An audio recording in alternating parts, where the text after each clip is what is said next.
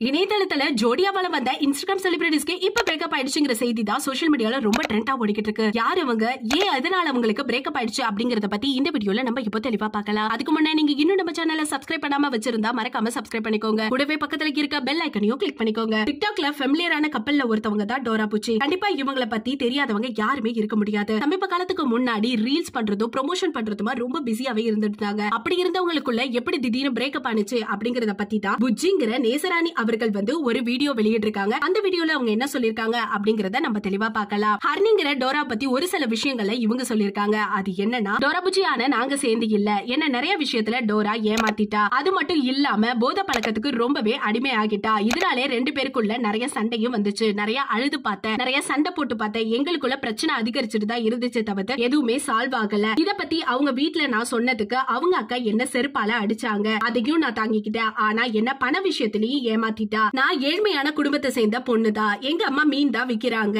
அது மட்டும் இல்லாம எங்க அம்மா நான் என்ன கேட்டாலுமே எனக்கு செய்வாங்க. நான் கார் வேணும்னு சொன்னோனே 5 லட்சம் கொடுத்தாங்க. அந்த பணத்தை நான் டோரா கிட்ட கட்ட சொல்லி கொடுத்தேன். ஆனா அதையும் கட்டாம ஏமாத்திட்டாரு. பேலன்ஸ் பணம் என்ன அப்படின்னு நான் கேட்கும் பொழுது அந்த பணத்தை நான் மறந்துட்டேன் அப்படின்னு சாக்கு போக்கு நிறைய சொன்னா. இன்ஸ்டா தளத்துல நிறைய பேர் எனக்கு மெசேஜ் பண்ணிட்டே இருந்தாங்க. என்ன மெசேஜ் அப்படின்னு ஓபன் பண்ணி பார்க்கும் பொழுது நிறைய பேர் என்கிட்ட கேட்டிருந்தாங்க, ப்ரமோஷனுக்கு வாங்கின காசெல்லாம் என்னாச்சு அப்படின்ட்டு. உண்மையா சொல்றேன், எனக்கும் அதை பத்தி தெரியாது. எல்லாத்தையுமே டோரா தான் பாத்துக்கிட்டாங்க. சோ அவங்களுக்கு தான் அதை பத்தி தெரியும் அப்படின்னு தெளிவா சொல்லியிருந்தாங்க. அது மட்டும் இல்லாம நான் போலீஸ் ஸ்டேஷன்ல இத பத்தி கம்ப்ளைண்ட் கொடுத்தேன். ஆனா அவங்க கம்ப்ளைண்ட் எடுத்துக்க மாட்டேன்னு சொல்லிட்டாங்க. உங்களை மாதிரி தான் நானும் இப்போ ஏமாந்து நிக்கிறேன். நான் மட்டும் என்ன பண்ண முடியும் அப்படின்னு சொல்லி ரொம்ப கண்ணீர் மல்க இந்த விஷயங்களை நம்ம கிட்ட ஷேர் பண்ணியிருக்காங்க.